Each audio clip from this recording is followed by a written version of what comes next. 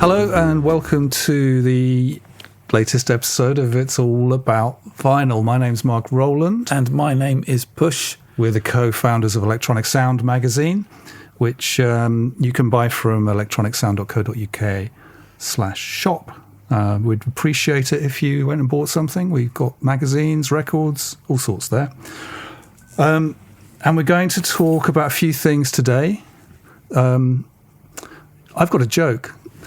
So if you were listening to the end of the last podcast, which I'm sure everybody does, and they don't give up after 10 minutes. Can I just say that last joke? Yeah. A lot of people won't get to that point, so won't hear it. Shall I tell it again? No, but I'm worried about this one because you're starting Well, I thought... with this. Is that the idea? Yeah. You want to make sure that everybody hears this. So nobody misses it. Okay. Off you go. So famous synthesizer band. Apparently they've started their own private university. You can study for an OMDMA.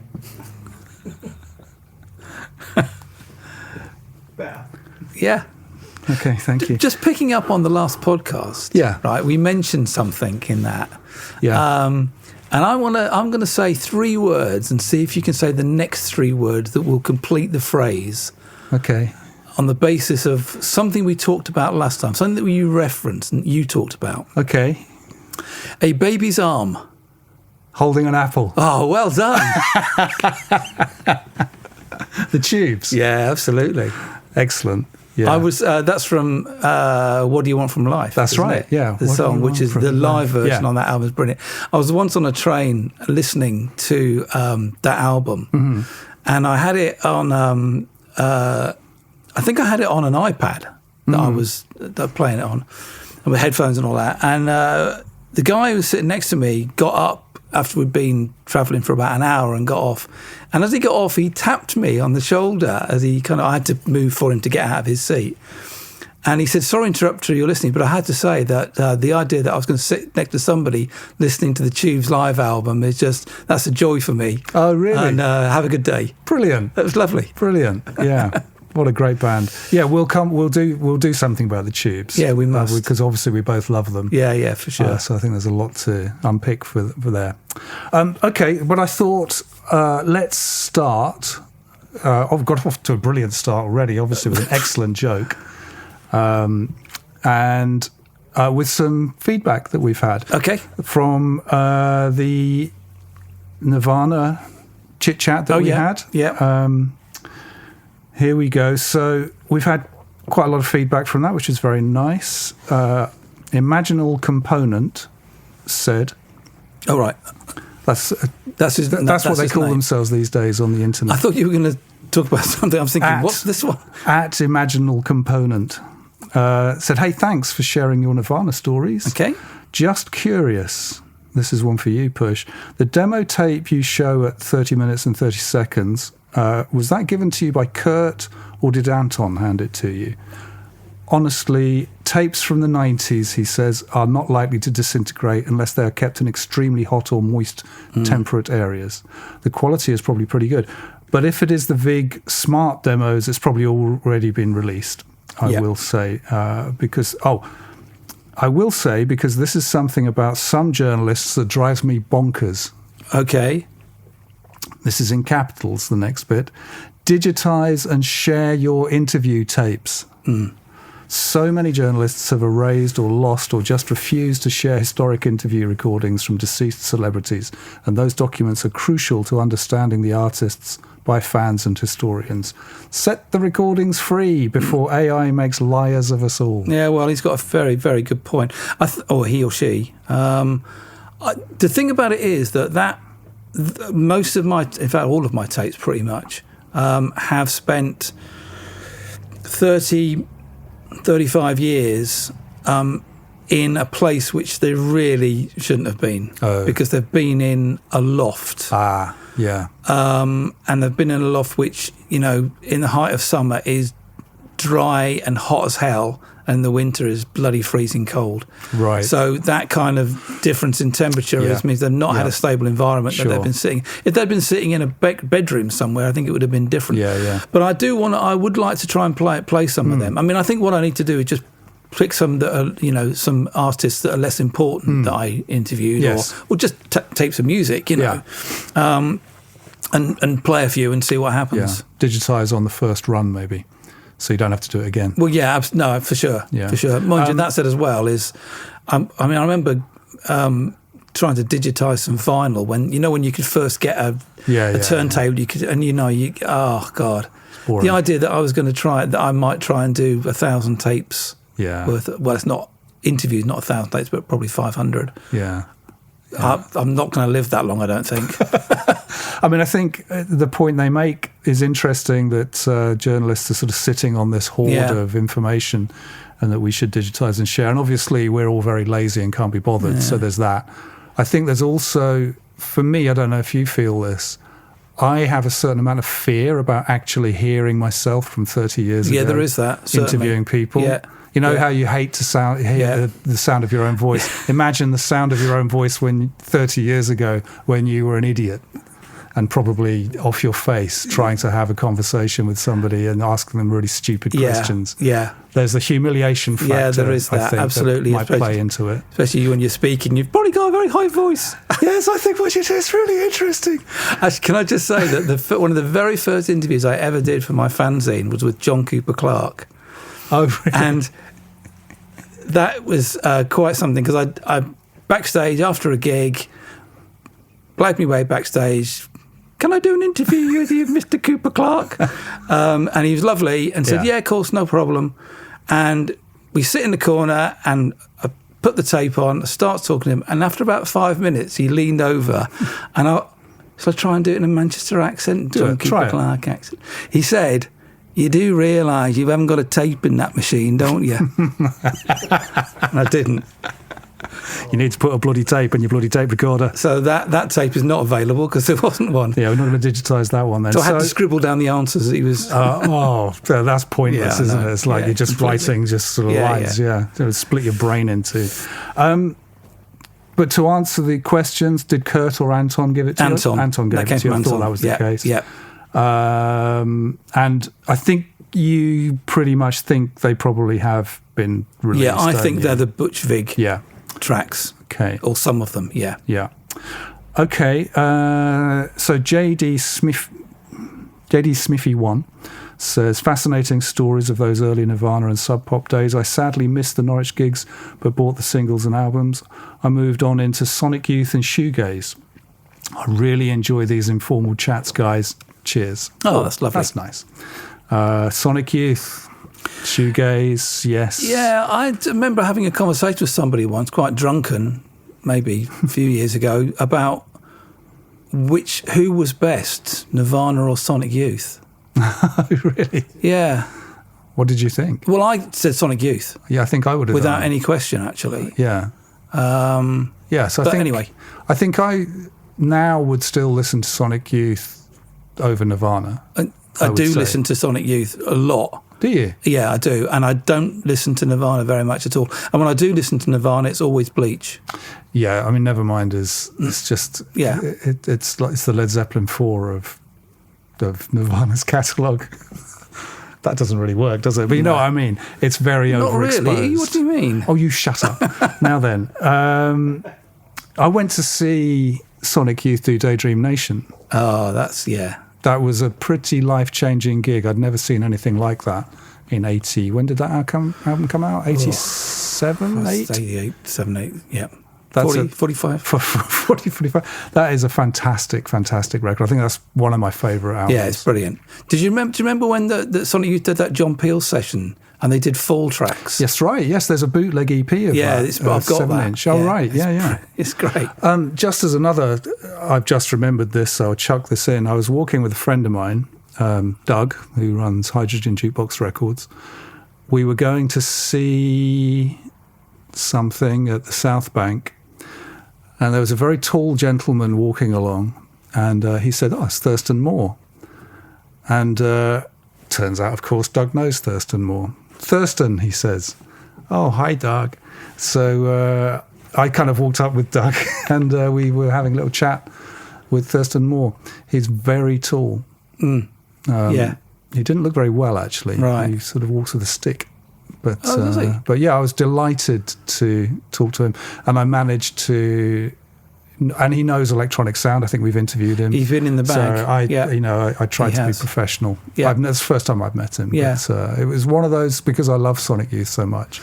It's one of those kind of, oh my God, this is Thurston Moore moments, which is a bit of a, exciting thing where you have to keep your cool. Okay, so thank you for that. Chem69. Oh, a regular contributor. Yeah. Another excellent pod, gents. Great to hear some love for Stephen Jesse Bernstein, the Sub Pop poet. Yeah. Fantastic poet, gone too soon. Plus Killdozer, who sounded scary but awesome. Whoa. The real sound of small town America. Who can forget their covers box set for ladies only? Indeed. I've got that. I don't know if I've got a box set of it, though. I'll have to dig that out. I don't. What do you mean box set? Does he mean like box set of? I assume singles of it. Yeah, maybe it's an album. It was just an album, wasn't it? Yeah, I thought so. I don't know. Anyway, well, we'll have to investigate. I recall this era so well. There were so many fantastic US bands then. I was in my formative late teens, so pretty impressionable. But almost anything released on SST, Sub Pop, and Blast First was worth a listen, and mostly still sounds great today. What a time to be 18. Talking of box sets, do you remember the Blast First box set, the Devil's Jukebox? Was that a compilation one then? It had a load of 7-inches in. Oh, and it had Sonic. Okay. I think Sonic Youth. There was a Sonic Youth track in there. Big Stick. Do you remember Big Stick? I interviewed Big Stick. Did you? Yeah, I did. John. I can't remember the name of the drag. It was a drag racing. That's right. Thing. Yeah. Oh, I need to look that up. Yeah, I think Big Black were on there. Big Black were on there. Yeah. Yeah, that was a great. Paul Smith. Blast First. Yeah. Running out of Mute Records. They were on Harrow Road. That's right. Along with Mute Records and Rhythm King. Right. Rhythm King, yeah. And then he did Blast First Petite, I think. And then more recently he did a load of records with the Moog modular system that was at Surrey University. Oh, okay. With that with Finlay Shakespeare was. That's right. Yeah. He was kind of the operator of the gear, and Chris Watson did one of those. That's right. And quite a few interesting folk. So yeah, okay, cool. Steve-O Music Man UK says, only saw them once, I assume this is Nirvana, by accident. They were the support act. My mate was a mad Mudhoney fan. I also don't really remember much, as we'd had a little too much on our away day to the capital. These stories are so fascinating. Well, thank you, Steve-O. And yours are too. This is the thing I really love about this is this sort of, we sit here and tell stories, and then we get some back, and then it leads to other stories, and it's brilliant. Totally. So Kid 992 says, what I remember about the Astoria Lame Fest gig, so this was Nirvana, Mudhoney, and Tad at the Astoria, was Nirvana trying to smash their guitars at the end by throwing them at each other's guitars and watching them fly through the air and missing. It took them quite a while, so they kept throwing them and trying to sort of like make them smash, but they would miss, and they'd have to go and pick them up. Which reminds me, I remember at Chris Novoselic at the Norwich Arts Centre gig that I talked about a bit, at the end he threw his bass guitar up, and it came down and hit him on the head. He'd already banged his head. That's twice. That's right. Yeah, he had a Norwich headache. There was a load of stage diving from the other bands during each set, and I remember thinking, I hope I'm not near the lead singer of Tad when he dives. As you say, he was a big guy. And Blossom K6425 says, really enjoyed hearing all the Nirvana stories. It's great to see this podcast becoming a treasure trove of oral history on music and music journalism. Oh, that's lovely. That's nice.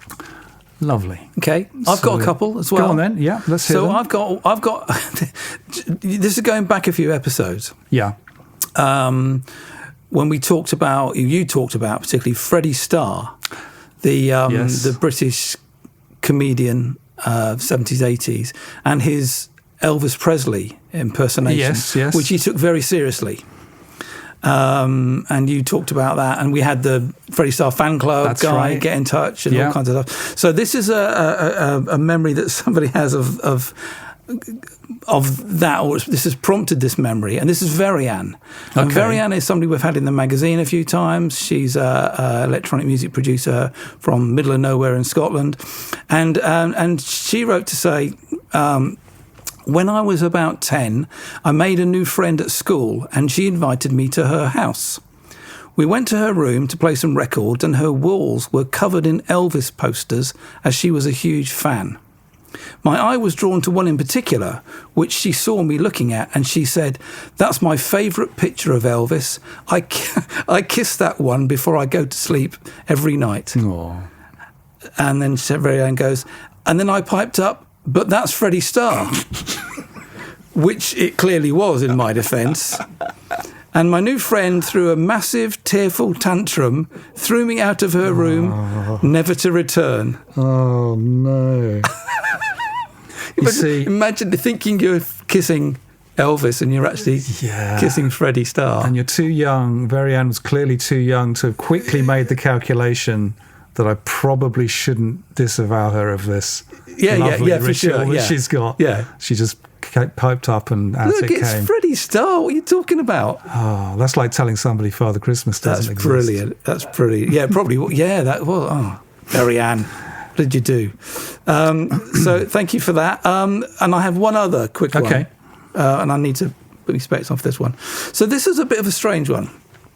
I'm not sure if this is directed at the podcast. Okay. It might be directed at the magazine, Electronic Sound Mag. I don't know. Okay, so it came to... It came into editorial at Electronic Sound rather than the podcast address, which makes me think that this is not to do with the podcast at all, but it sort of is, because it's to do with vinyl.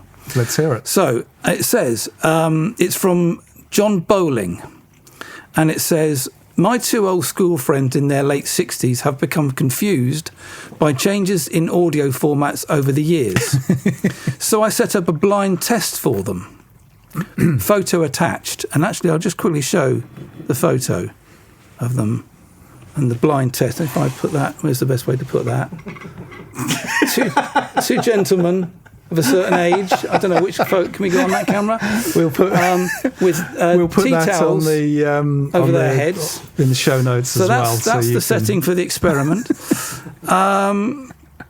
And John goes on to say, the test: 4 versions of King Crimson's 21st Century Schizoid Man in a blind test. 1, a straightforward, ordinary Red Book CD. 2 was a Japanese K2 HD CD remastered. Okay. The 3rd version was on vintage vinyl. And the 4th one was tidal streaming. Right. So, and he says, I think they were all from the same recording. So, here's the results. We agreed that they were pretty close in enjoyment, with K2 CD slightly better and vinyl a close second and much more fun to watch. He then says, sorry, I haven't been into any technical analysis, soundstage, tonal balance, etc. And that's it. So, just to explain to people who might not be, who are on Spotify or on the oral podcast, these are 2 chaps with tea towels on their heads, covering their heads, which does make me question the methodology, because he then goes on to say the vinyl was more fun to watch.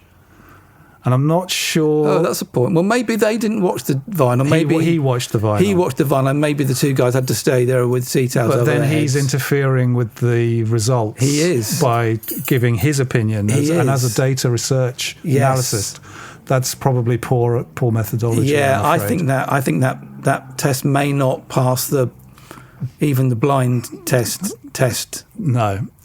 My recommendation is excellent work. Excellent work. Yeah, excellent work. Yeah. I think we can tidy up some of the approach, and I think we should see that being redone. Yeah.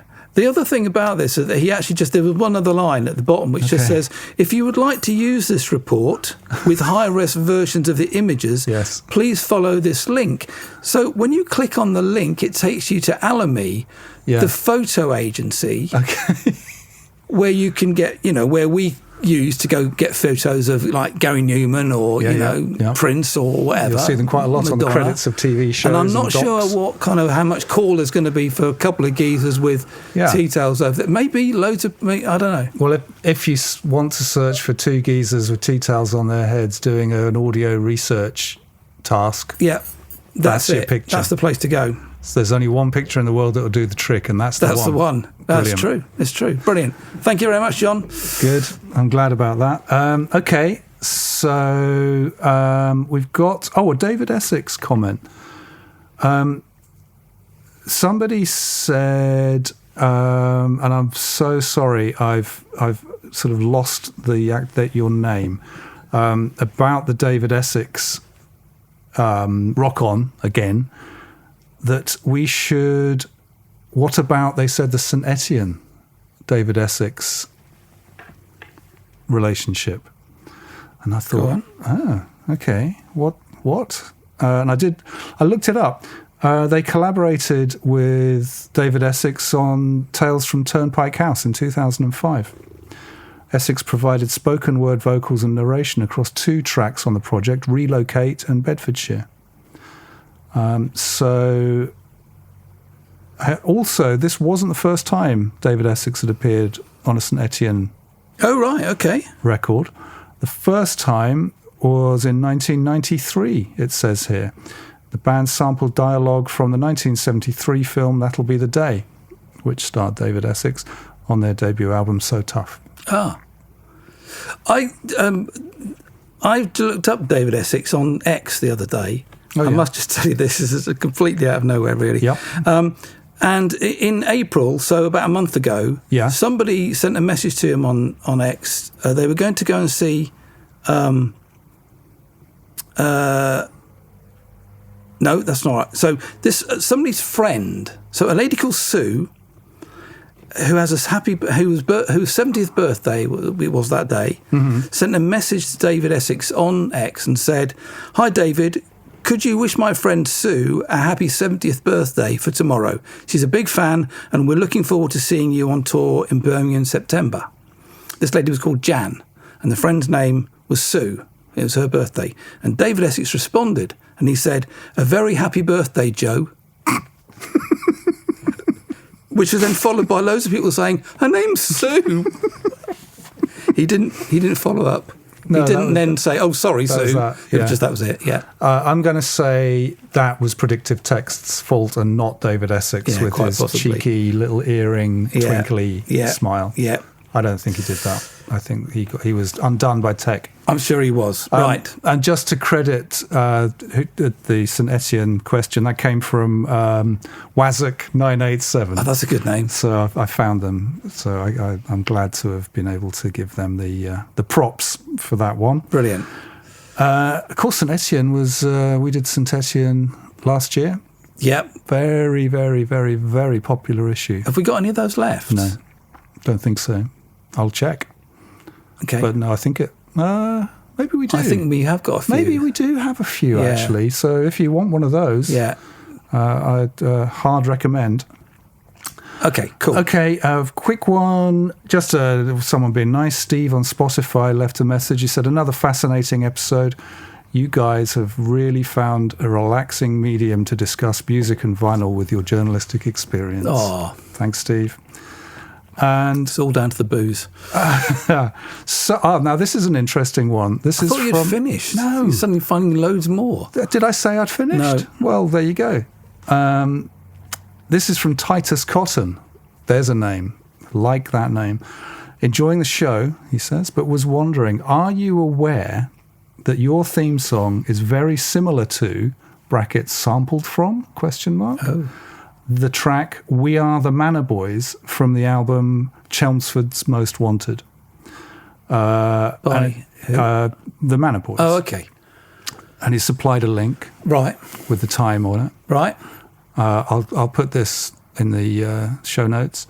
A Cassette Boy link, I believe. Was there ever a follow-up, we wonder? Take it easy. Best regards, Titus. So it's very interesting. I listened to it. Obviously, it's difficult for us to play music at the moment.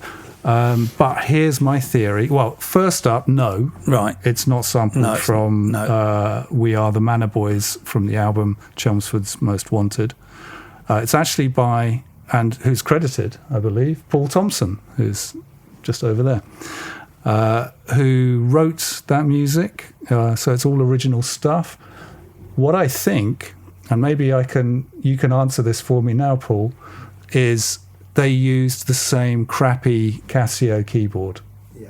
What is it? I think it's a PT80.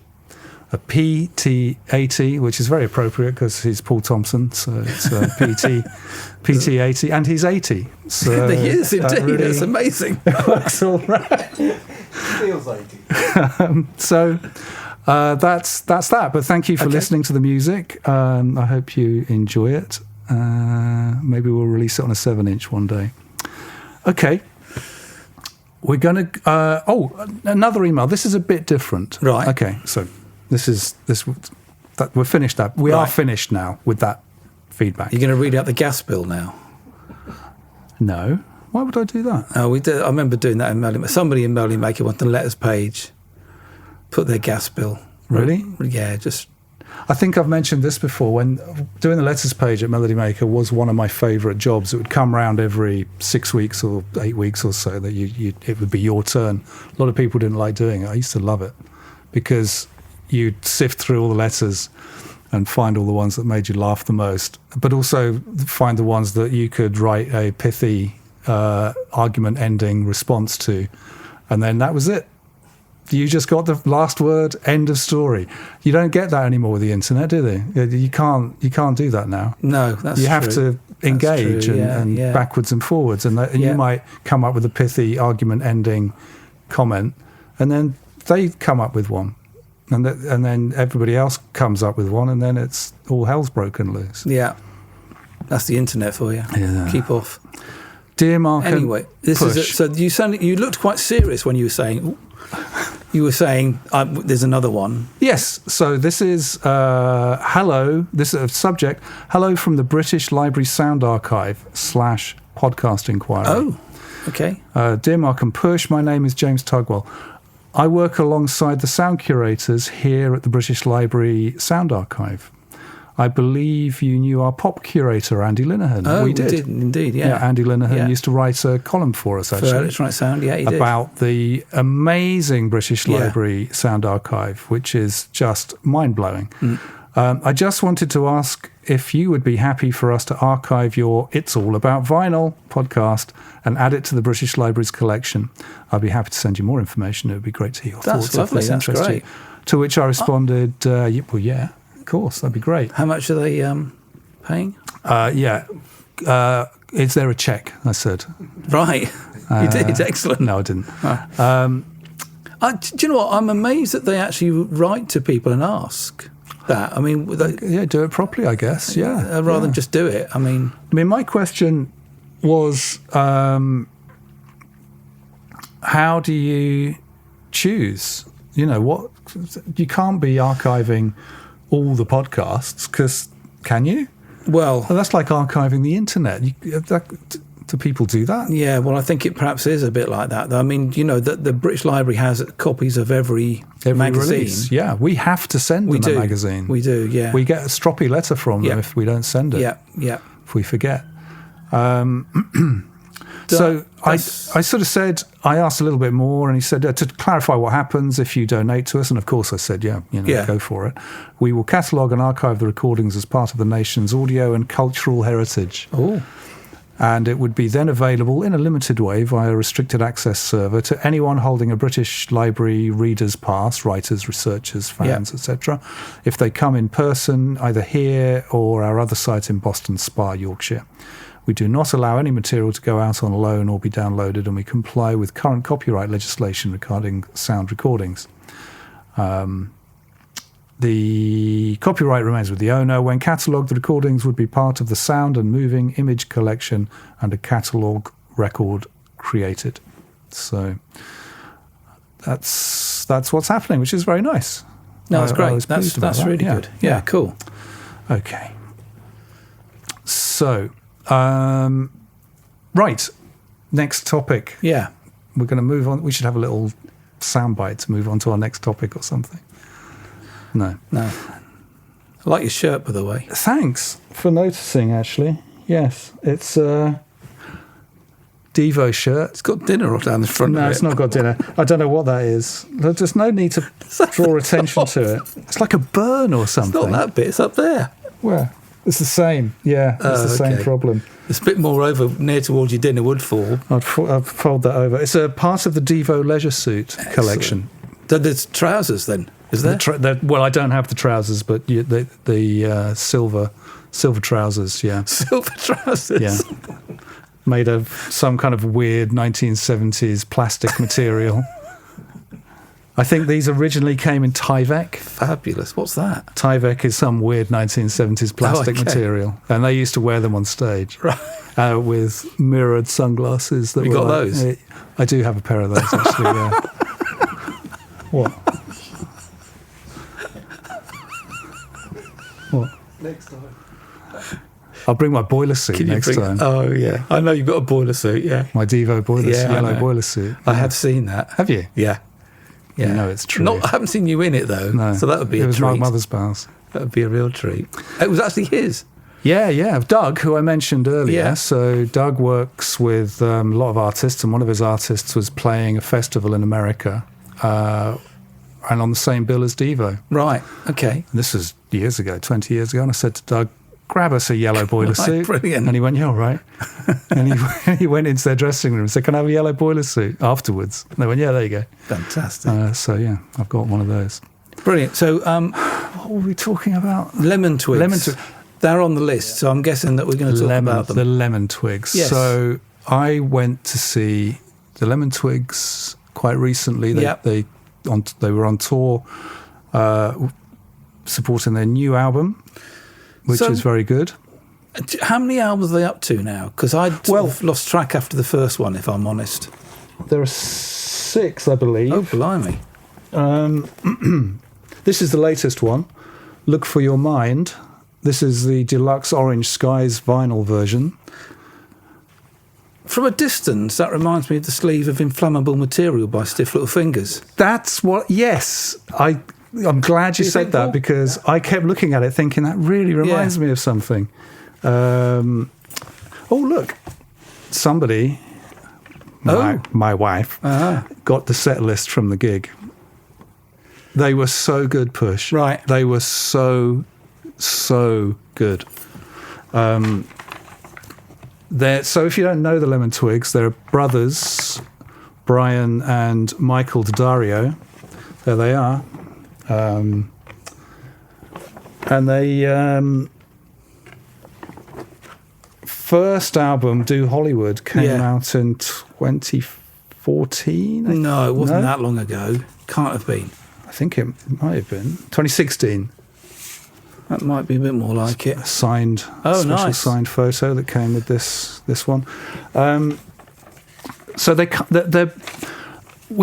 interviewed them with that first album, because I remember you saw it first, actually. The video of As Long As We're Together. That's right. Yeah, the video is astonishing of that. I just was looking, and actually the 2 songs that I loved when they first came out, they don't play it. Neither of them are in the set. I know, they didn't play them. Yeah. These Days was the other one. That's right. Which I thought that video was great as well. Yeah. So they, I think we were attracted to them because it was just a really unusual music. It had quite a lot of synth in it, and the vibe of the video was quite weird DIY sci-fi. Desert with a kind of space car kind of thing in it, and then listening to more of them, they have that first album, Do Hollywood, which I think is here somewhere. There you go. I Want to Prove to You was another great track off this one. They had this stretch back to the 60s, clearly Beatles influence, but so much more. Sort of the whole 60s thing, Beach Boys is in there too, Todd Rundgren, strong influences from a lot of 70s soft rock, as we were talking last week, sort of Paul McCartney stuff. And then you discover that when they made this album, they were 15 and 17 years old. And I went to see them and interview them at the Moth Club in Hackney, and the playing was unbelievable. Yeah. They are such good musicians, and they were so young. Yeah.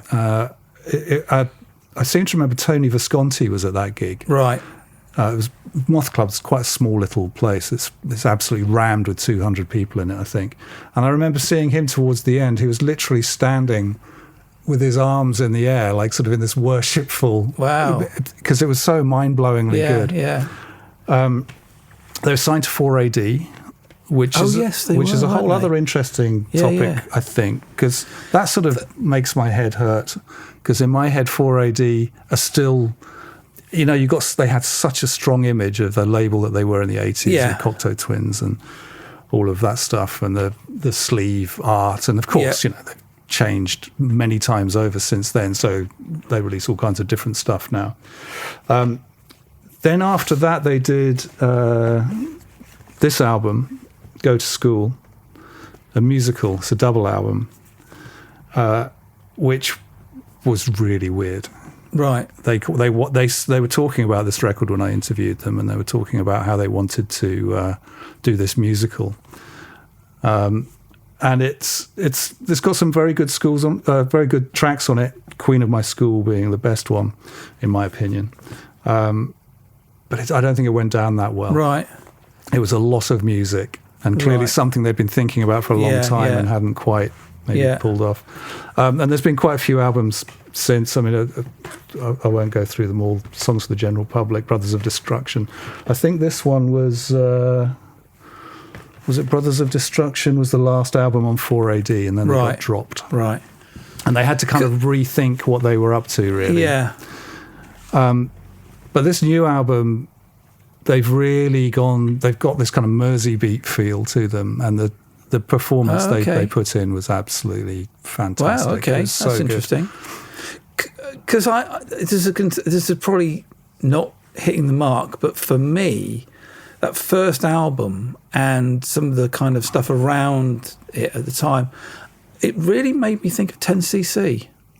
Oh, okay. Because of that whole kind of art rock they were doing. And 10cc, everybody knows 10cc for the singles, but if you investigate those albums, they were very experimental. They were doing really kind of interesting, weird kind of things, going down different directions, that kind of art pop kind of thing. And that's what I thought about with the first Lemon Twigs album. I think that's probably not. It's not that. That's perhaps just in my head. But well, no, I can see that, and there's sort of Todd Rundgren as well in that sense of sort of quite sophisticated pop, Beatlesy influenced, but not sounding like the Beatles. But you can hear the attention to songwriting, and McCartney worked with those 10cc chaps on several times in their Stockport Strawberry studio. Right. So he obviously saw what they were up to. When you get into kind of Godley and Cream stuff, you go into some other very strange places with that definitely. stuff. They're a fascinating band, 10cc, aren't they? But they were superb. It's weird. It was one of those gigs where your breath is taken away. Right. How good they are. Right. Because every note. And they sing beautifully, nothing's out of place. Yeah. It's so well executed. Where did they play? The Waterfront. Oh, okay. Here in Norwich. So fairly biggish venue anyway. Yeah, although I think it was capped at 400, but it was a very, very responsive audience. Right, okay. It was a really good, really great gig. So I wanted to talk about them less maybe, or that gig, less about the band perhaps, but as I say, we interviewed them in 2016. It was a really interesting interview. They talked about the Beatles. I'm going to talk about the Beatles a little bit later. So there's all sorts of connections. But at that gig, I was recognised. The police were there. So don't tell anyone where I am is the important message. No, not really. We'll go for a break, and I'll come back afterwards, and we'll talk about the recognition and the conversation that led to, Okay. which is very interesting. Okay, well, we'll get to it in a minute. All right, It's a teaser push. Yeah. It's a cliffhanger. Yeah. Okay. All right. See you in a minute. If you're enjoying the podcast, you can support us by going to electronicsound.co.uk/shop and buying a back issue of the magazine, or you could buy a record, or there's some CDs there. There's all sorts. Any purchase will really help us, so thank you very much. And welcome back. And I see. What are you doing there, Push? I'm listening to 21st Century Schizoid Man. How's it going? Well, it's a bit like the last three versions I heard of it, really. What's best? I tell you what, it's quite hot under there. I'm not bloody surprised. It's quite... Oh, dear, oh, dear. Whose idea was that? Not mine. Okay. So, I was recognised at the Lemon Twigs gig. Oh, yeah, you should have one of these. You could have hidden. So, I was at the bar with my daughter, Hannah, and I was just getting a drink, and this chap said, "Are you off that podcast?" Oh, right. Okay.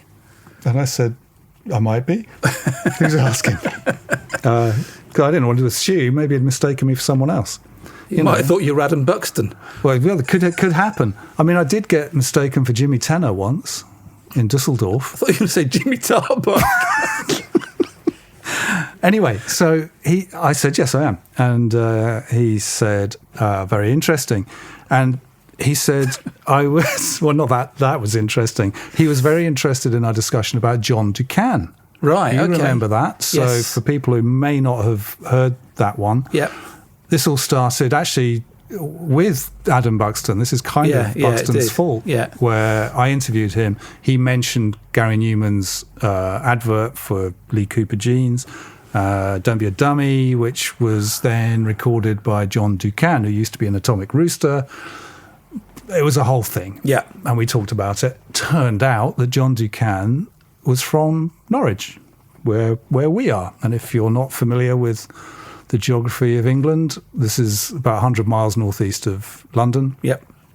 Beautiful little city, visit. Near the sea. Quite near the sea. And yes, so we had no idea. And John Ducan, he wasn't from here, was he? He moved here for the last kind of 20, 30 years of his life. Okay. That's right. Right, yeah, you're right, yeah. And he said, there's another Norwich musician that you should talk about on your podcast. And I went, oh yeah, who's that then? And he said, Big Boy Pete.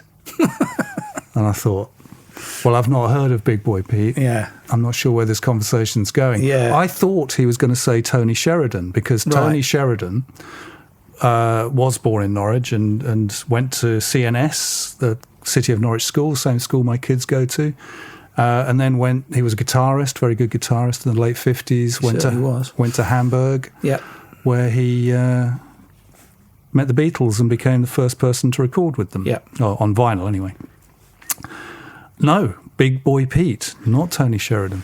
So he said, you should look into him. He's really, really interesting.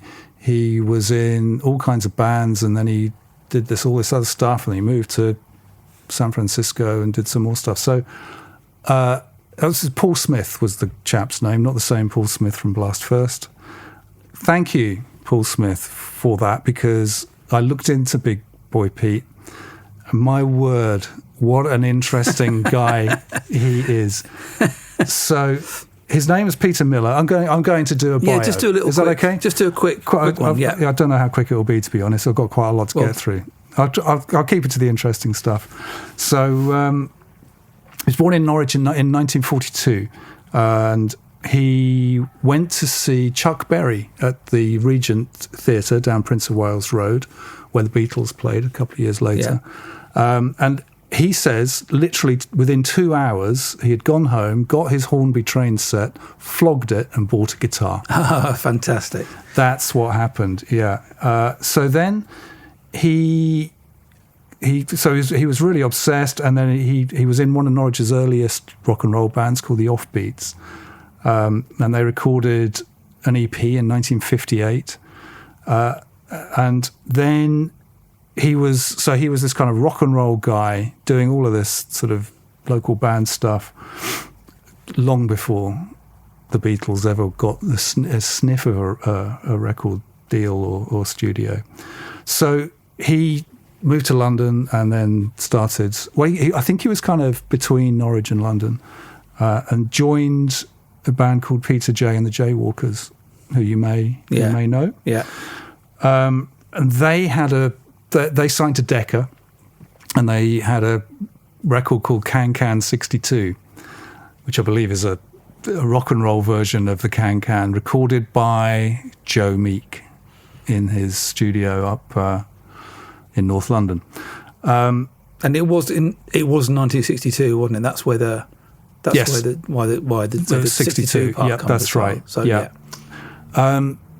Peter J and the Jaywalkers were really big, really popular band, and they toured a lot, and they were a big draw, and they played with the Beatles a lot too. And they played with the Stones as well. They did, and I think the Kinks. They were on the scene. They were just another one of the bands that were swirling around, doing pretty well. And Pete Miller was playing guitar with them. That's right. Yeah, and later started singing as well. Yeah. Okay. So they toured in '63 when the Beatles did their first. I think that was their first proper UK tour. They were the support band, so they did the whole tour. So he knew the Beatles really well. And in fact, there was when they left the tour, they had to leave the tour to record their album, and they were on the Helen Shapiro tour, and Peter J and the Jaywalkers stood in for them on that particular date as well. They kind of took their higher up spot, because those tours in those days, they were kind of like almost variety. Yeah, you'd have like half a dozen turns, possibly even a comedian presenting the whole thing. So then one thing that really stands out for me is that the Peter J and the Jaywalkers recorded Kansas City, a version of Kansas City, which the Beatles also did as well. So that the connections with the Beatles were quite strong.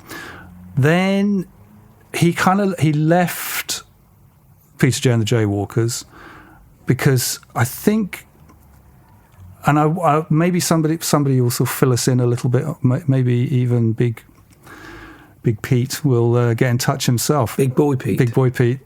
But he felt restricted, I think. Right. And he could. The sense I get reading about him and listening to the music is that he could feel the winds of change coming through, and he left and he built his recording studio in Norwich, in a house about 8 minutes drive from where we're sitting now, where he recorded this single called Cold Turkey, with the B-side called My Love Is Like a Spaceship, which came out in 1968. It's now regarded as an early British psychedelic masterpiece, and is worth a sort of freak beat as well. It's worth an absolute mint if you can find a copy. Cold Turkey is amazing. That's not what you played to me earlier on, is it? No, that was another track that's even more amazing, which was also from the same studio, recorded 8 minutes from here. That would be Nasty Nazi, was the track I played you, with which is the B-side of a track called Me. Oh, Me, that's right. Yes. Me is quite psychedelic, and as is Cold Turkey and My Love Is Like a Spaceship are quite psychedelic. Me is it's a really good track, isn't it? It was. The bass was astonishing on it. Yeah, I loved that. Really the sound sophisticated, was really big. Yeah, and I think these were the first tracks where he was known as Big Boy Pete. I think so. Prior to that, he'd been just Peter Miller. Yeah. So those tracks came out, kind of didn't do anything. They were on a minor sort of label. But round about the same time, he recorded an album, which I have to confess I haven't listened to all of it yet. I've listened to about half of it, called World War IV, a symphonic poem. Oh, okay. It took him quite a few months to write, and then another 6 or 7 months to record. Again, 8 minutes from here. It's a 46-minute sort of, I don't know what you'd call it really. Yeah, well, like it says, it's a sort of poetic rock, psychedelic experience.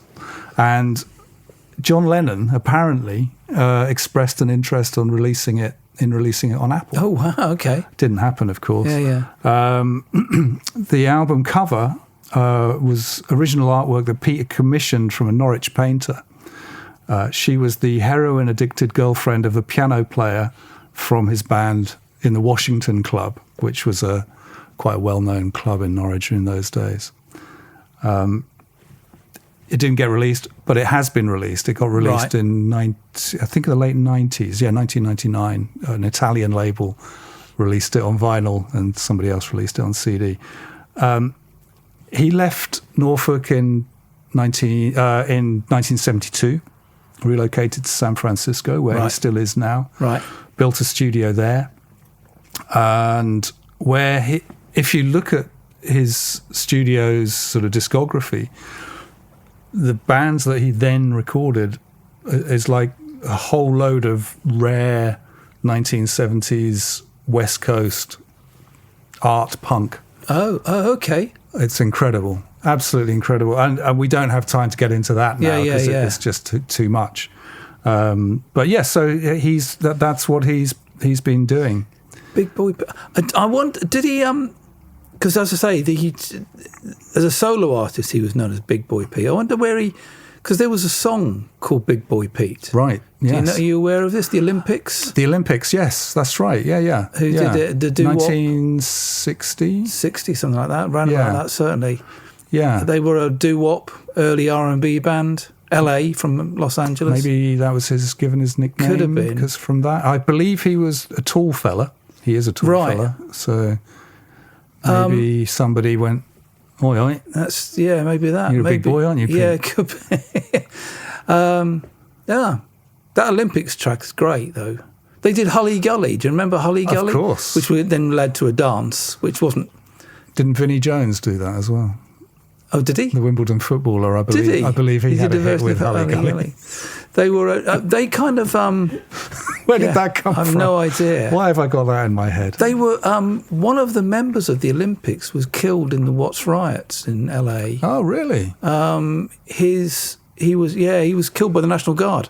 Blimey. Apparently. That is the story that the band believe. Anyway, he's not... They shot his car up. He was he wasn't in the riots. He was just driving through the area and he got shot up, and killed because they were like a kind of a vocal harmony group. But yeah, so maybe that's Big Boy Pete. I don't know.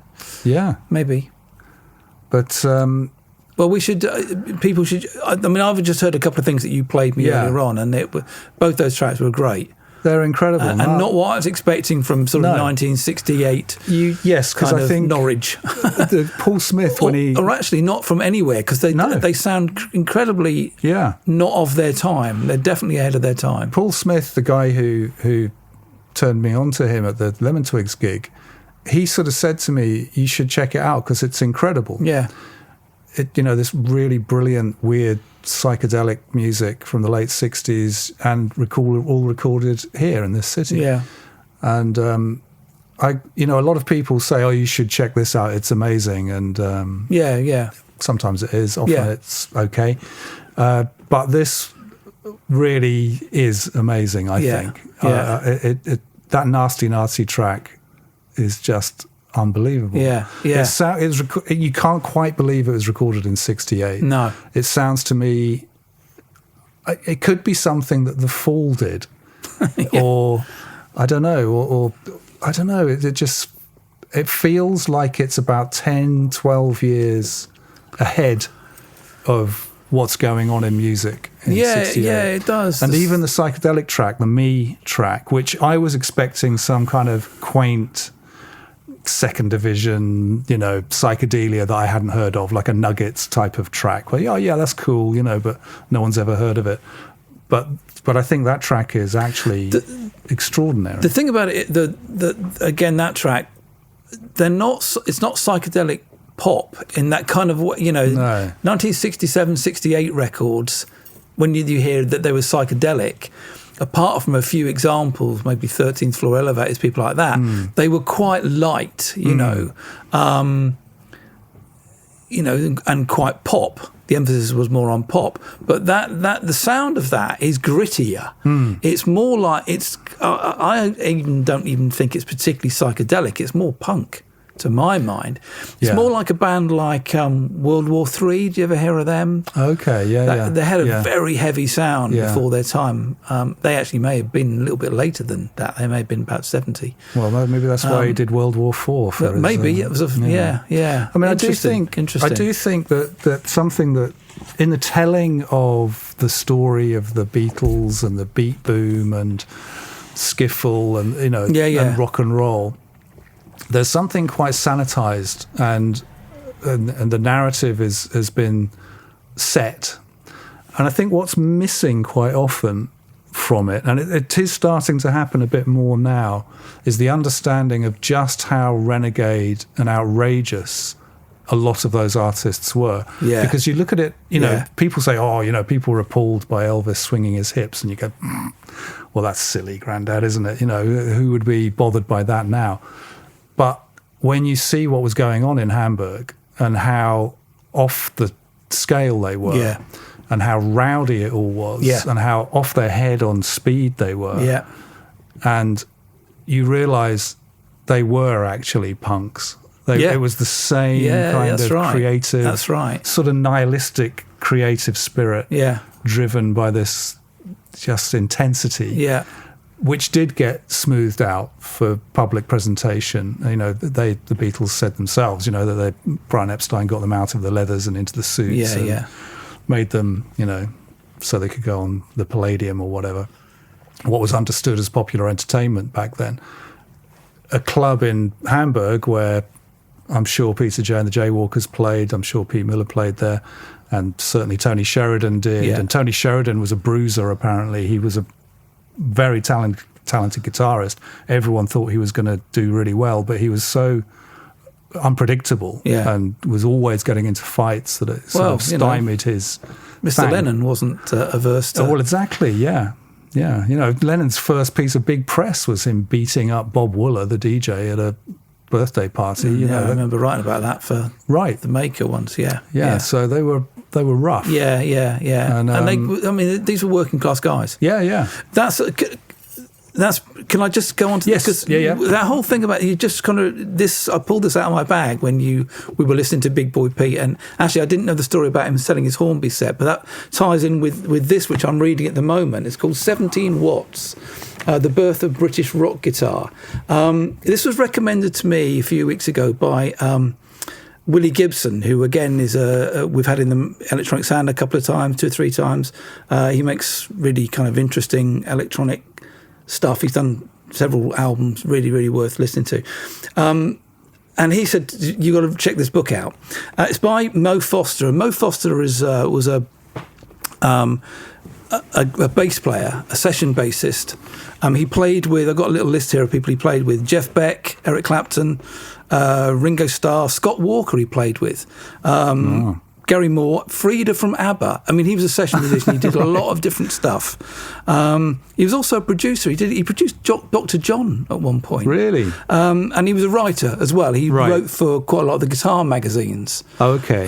So this book is, and what Willie Gibson said to me, the thing about this book is it's a history book, but it's not a kind of, and then this happened and then that happened. Right. It's all told through anecdotes of guitarists. And some of them are brilliant. I mean, I've only just started. I'm on like page 60 pages in or 70 pages in. But a lot of what I've been reading about has been skiffle and about people buying their first guitars. Right. Actually, the title 17 Watts, ? Comes from the fact that Mo Foster, when he was in a band as a kind of a kid, a school band, and they needed to upgrade from their 5 watts amp. And 17 Watts ? Comes from the fact they questioned whether or not they should buy an amp that was 17 watts As in, do we really need that much power? That's a lot of watts. Is that too many watts? But the stories in here are great, and there's like Richie Blackmore getting his first guitar, right? And lots of stories of people, young guys, teenagers, going with their mum and dad to buy a guitar for £3, £5. Richie Blackmore goes to buy his first guitar. He plagues his mum and dad. They eventually give in. He tells them it's going to cost £5. They go to the shop, and the one that he wants is actually 7 guineas. So it's £2 more. Yeah. So again, about being working class backgrounds. So the mum and dad can't afford 7 guineas, so they have to buy it on HP. So they buy it on HP, and they come out of the shop, and seemingly Richie Blackmore, like all kids about 14 or whatever he was, they're into something for a couple of weeks and then they're not. And apparently his dad turned to him and said, if you don't carry on with this, I'm going to smack it over your head. And of course Richie Blackmore did carry on with the guitar. He did. There's a great story of Andy Summers, who was given a guitar by a family friend. He really wanted a guitar from the Police, of course. He really wanted a guitar. He was given a guitar, and it was only about 6 months after having this guitar and struggling to learn how to play it on his own, no YouTube then, realised, as having looked at other boys that are kind of getting guitars, that his guitar's only got 5 strings. Oh. And he should have 6. He didn't know. He didn't realise. How would you know? The story that I really, really loved was, just quickly, you want to read this, it's just literally 3 or 4 sentences, was Bruce Welsh. We were talking about the Shadows. Hank Marvin. So Hank Marvin and Bruce Welsh formed their first band, and they were called the Railroaders.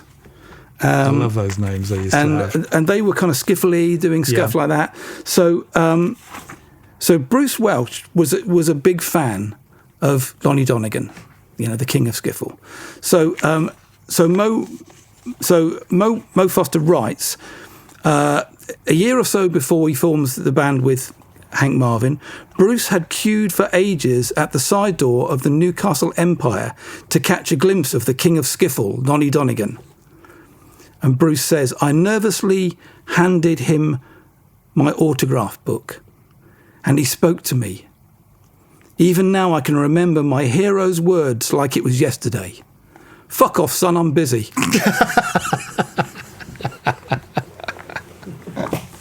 Very good. 17 watts. 17 watts. Comes highly recommended. It's great. It's really good. It's a good read. One thing that we were discussing sort of earlier around this whole era that's really interesting is one of the reasons why another reason why the guitar boom happened was up until 1959, there'd been an embargo on American goods coming into the UK, which was started in 52, I think, or 51. So it was very difficult to import American goods into the UK. And in 59, this was lifted, which meant that Fender guitars could suddenly be sold in the UK. Prior to that, it was very, very difficult to get hold of one.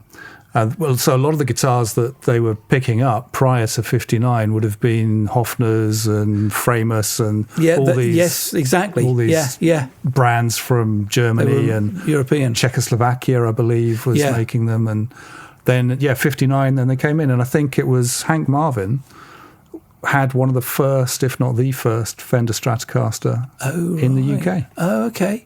Wow, I did not know that. Okay. Hank Marvin wrote the foreword for this, actually. Oh, well. So, yeah. There you go.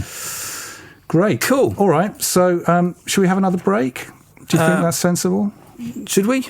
Yeah, and then you need to talk about the Beatles, don't you? It's coming. I can feel it coming on. Yeah, we'll have a little break and then we'll come back for the last segment. Okay, A little bit of Beatle stuff. If you're enjoying the podcast, you can support us by going to electronicsound.co.uk/shop and buying a back issue of the magazine, or you could buy a record, or there's some CDs there. There's all sorts.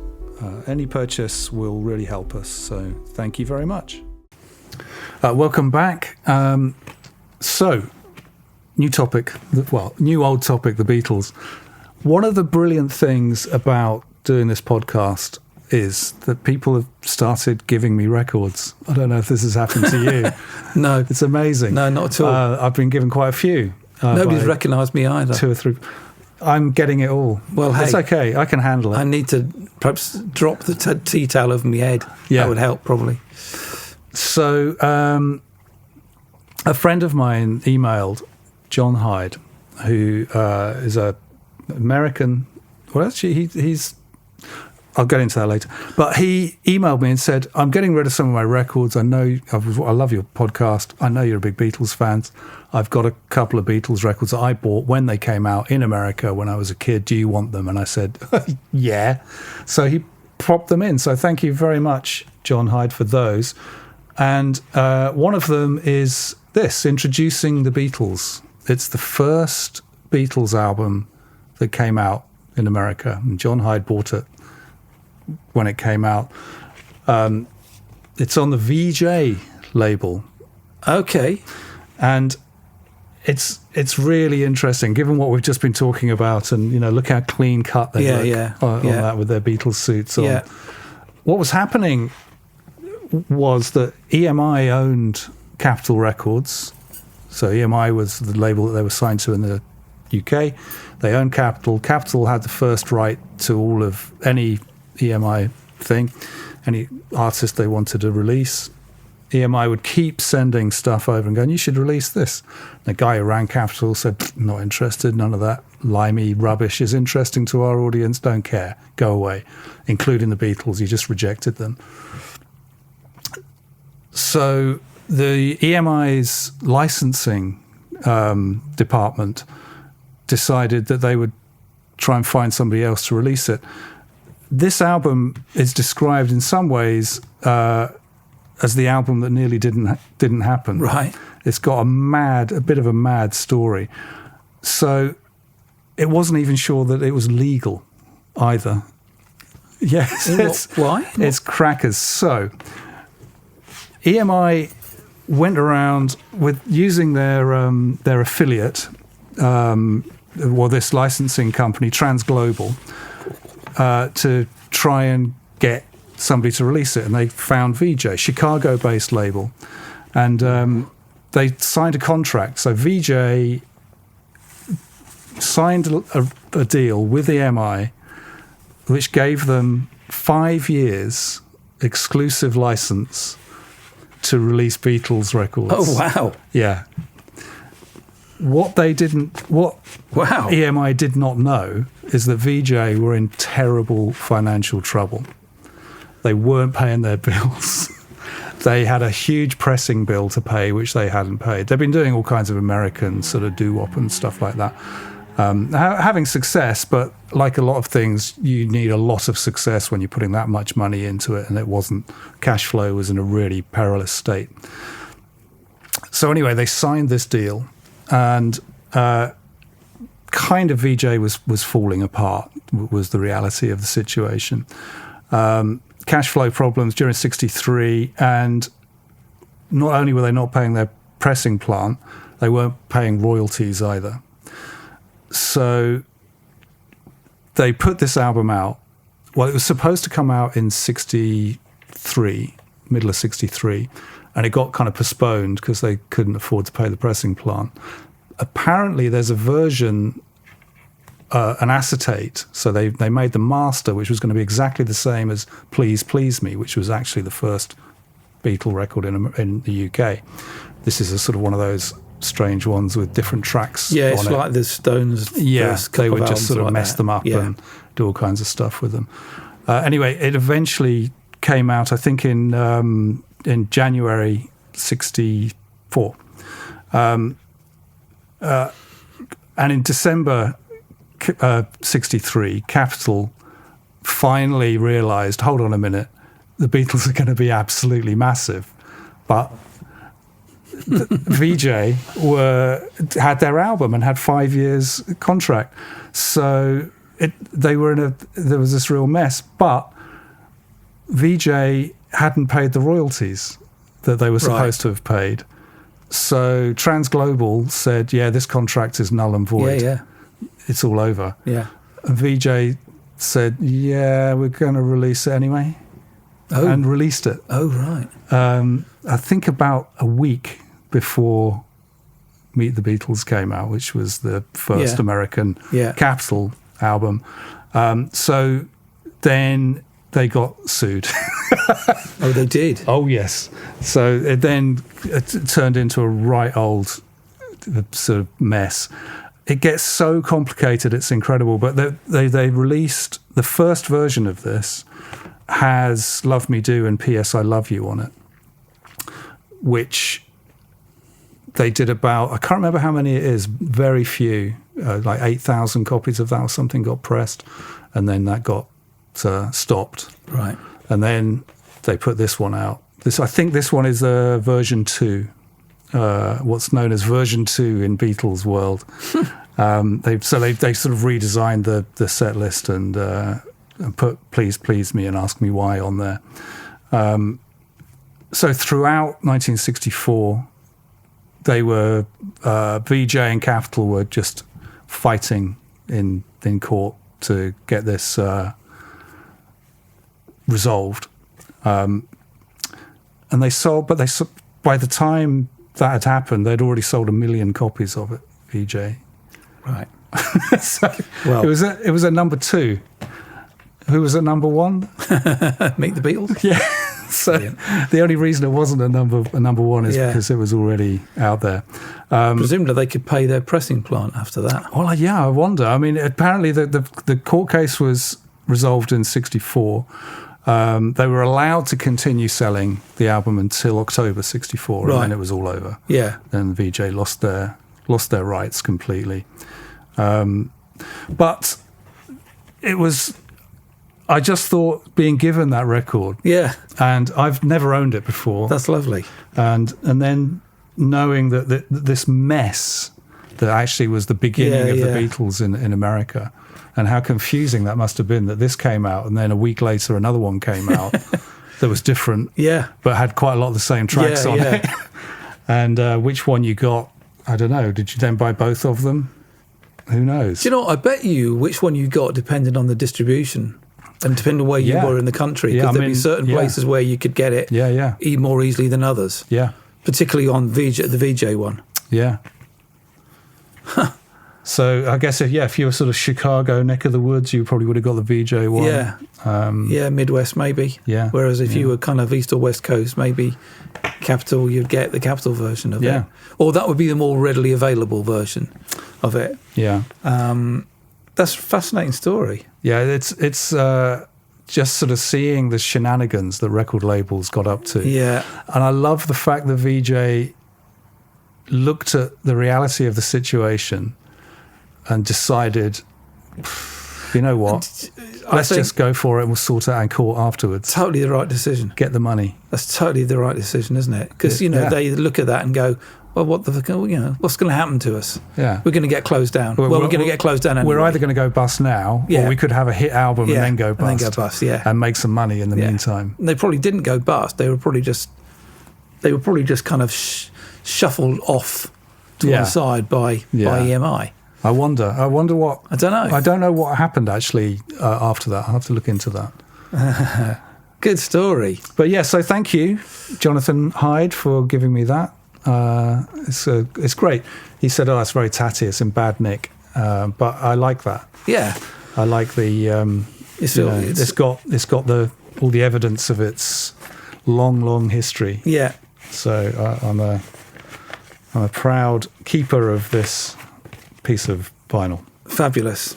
Okay. Fantastic. Okay. Well, I guess we should wrap it up about there, shouldn't we? I think we should. And we'll come back next time with some more.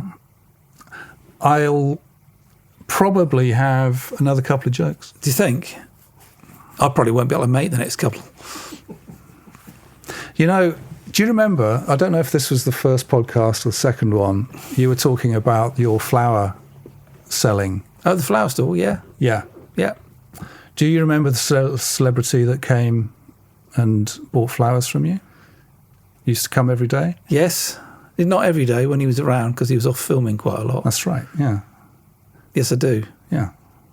Do you want me to say his name? Yeah. Is that going to lead to something that It might do. I'm going to regret? No? Anthony Hopkins. Anthony Hopkins. And do you remember when you mentioned Anthony Hopkins, Yeah. I said something like, oh, those are good flowers. And you just carried on talking because you ignored my excellent impersonation. Well, I just want to squeeze this in at the end. I'm sorry. Yeah. But there was actually some feedback about that impersonation. Was there? There was genuine feedback. Somebody said, okay, I'm paraphrasing slightly and I can't remember their name. Mark's excellent Anthony Hopkins impersonation. I think they might have said, I noticed that Push completely ignored it and just carried on as if that hadn't happened. Right. Which, I'm happy to have acknowledged it on this occasion. Well, I just thought I'd bring that and up. hopefully it's all done and dusted now. Water under the bridge. Well, he did suggest... We can move on. He did suggest maybe Mark could do some more impersonations and maybe Push could rate them out of 5 or something. Oh, okay, we could do that. Yeah. Yeah, we could do that. 5, as many as that.